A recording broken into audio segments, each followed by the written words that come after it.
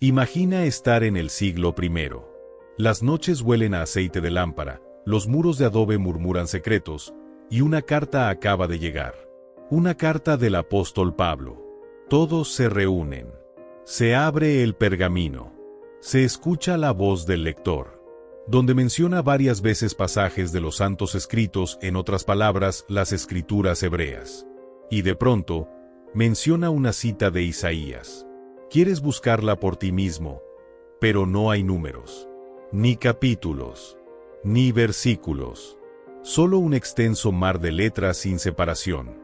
La Biblia, tal como la conocemos hoy, organizada en capítulos y versículos, no siempre fue así.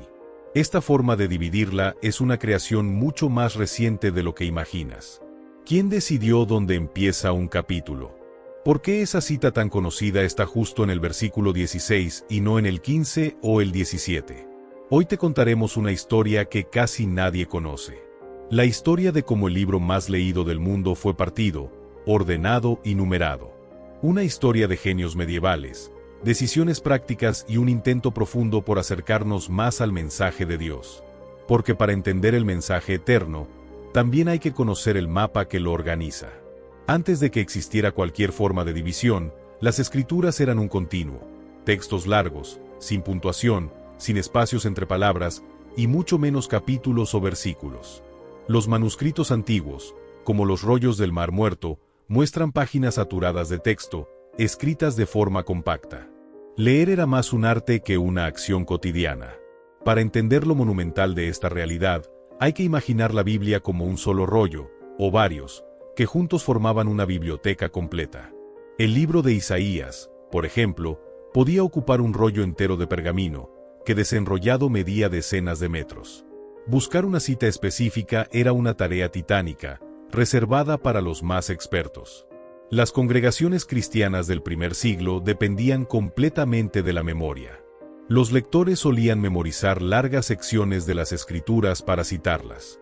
Por eso, Pablo decía así como está escrito o como Isaías había dicho, sin mencionar número alguno, porque no existían.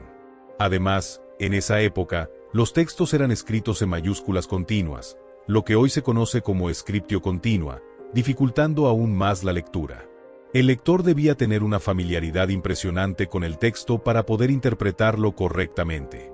A medida que el cristianismo se expandió y los manuscritos se copiaban y compartían, surgió un problema logístico. ¿Cómo enseñar, comparar y estudiar un texto tan vasto sin una forma de organización común? Los maestros, predicadores y estudiosos se enfrentaban a dificultades serias. A menudo, distintas versiones de los textos tenían estructuras diferentes, lo que causaba confusión. Por ejemplo, un maestro en Alejandría podía decir, lean la parte donde Jesús calma la tormenta, y otro en Roma preguntar, ¿en qué parte está eso exactamente? Sin numeración, solo podían responder con una descripción general o por medio de la memoria. La necesidad de organización crecía. Pero esa necesidad no fue respondida inmediatamente. Tomó siglos. Fue en el siglo XIII cuando un hombre cambió la historia silenciosamente. Su nombre, Stephen Langton, teólogo y profesor de la Universidad de París, y más tarde arzobispo de Canterbury. Langton no tenía intención de reescribir la Biblia, sino de facilitar su estudio. Dividió los libros en capítulos, una innovación que transformó para siempre la forma en que se leía, enseñaba y predicaba la palabra. Su sistema se extendió rápidamente por Europa. Era práctico, intuitivo, y fue aceptado por escribas y lectores por igual. Gracias a él, los estudiantes de la Biblia en París, Roma o Jerusalén podían finalmente estar en la misma página. Langton no fue el único en intentarlo, pero su sistema fue el más efectivo. Antes de él, ya existían otras divisiones. Algunas dividían Marcos en casi 50 capítulos, hoy tiene 16, otras eran más arbitrarias. Pero solo la de Langton logró unificar la estructura para todos. Avanzamos 3 siglos. En el siglo XVI, en plena Reforma, el impresor y humanista francés Robert Estienne da el siguiente paso: añade los versículos. Estienne ya había impreso Biblias en latín y francés, y su objetivo era claro: hacer la Biblia más accesible para el lector común. Dividió tanto el Antiguo como el Nuevo Testamento en versículos numerados, creando un sistema universal de referencia. Publicó en 1553 la primera Biblia completa con esta estructura. Fue una revolución silenciosa.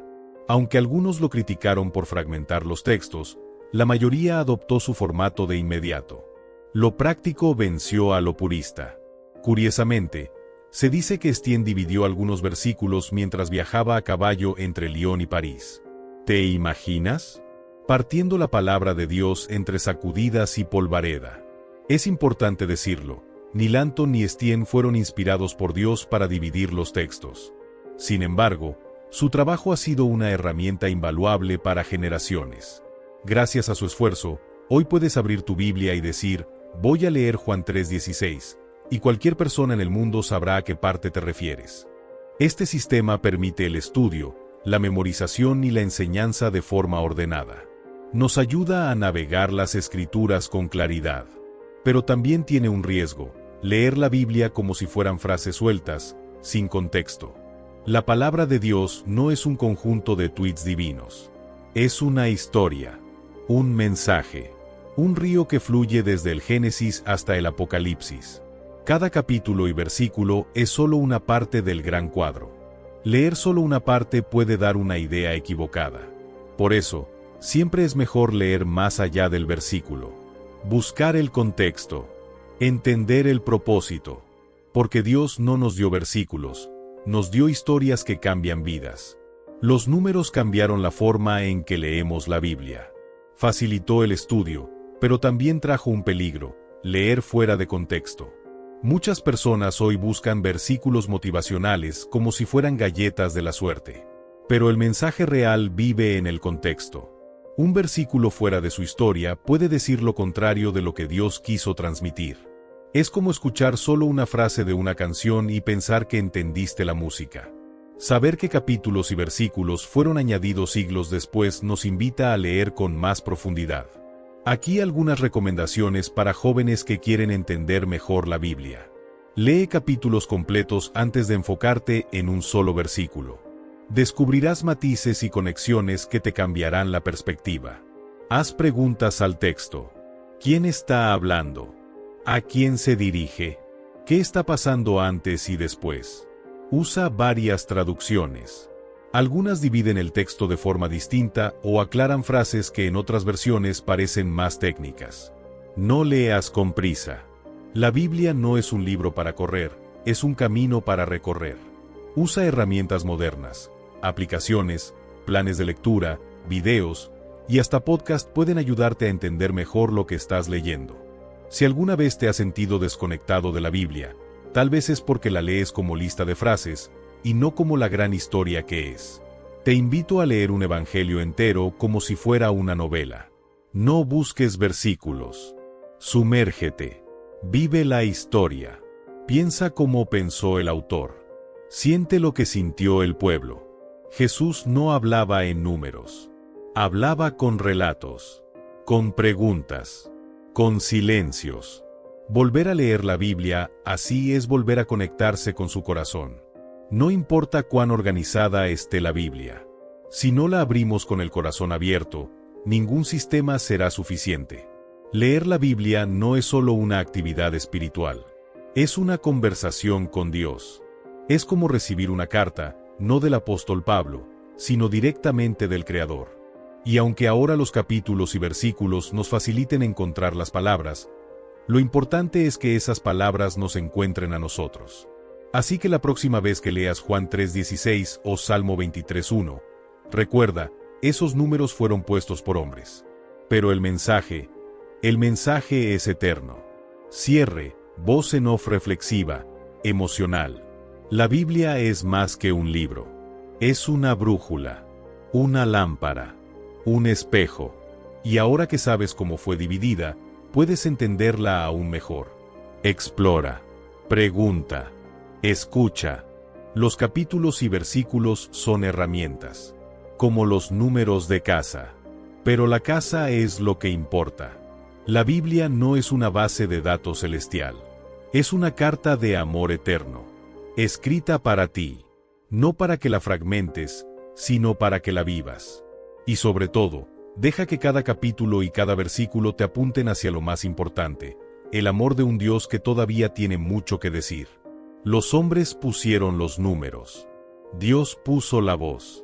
Los sabios ordenaron el camino, pero solo los humildes lo recorren. La próxima vez que leas un versículo, recuerda, no es una frase suelta. Es una chispa de un fuego eterno. Y está esperando quemar tu corazón. Y así, entre capítulos que no existían y versículos que viajaron a caballo, llegamos al final de este viaje por las entrañas de la Biblia. Si llegaste hasta aquí, no es casualidad. Hay una chispa en ti, una curiosidad viva, y eso es algo poderoso. Si este video te ayudó a ver la Biblia desde otro ángulo, más humana, más cercana, más comprensible, entonces te invito a que te suscribas y nos sigas. Porque aquí no solo hablamos de religión. Hablamos de propósito, de historia, de preguntas que sí importan. Entonces dale me gusta, comparte este contenido con alguien que esté buscando sentido, y suscríbete para no perderte lo que viene. Porque la Biblia no es solo un libro antiguo, es una brújula para tiempos modernos. Nos vemos en el próximo capítulo. Y recuerda, los números pueden ayudarte a encontrar la cita, pero solo tu corazón puede encontrar el mensaje. Suscríbete, descubre, profundiza. Aquí, la palabra cobra vida.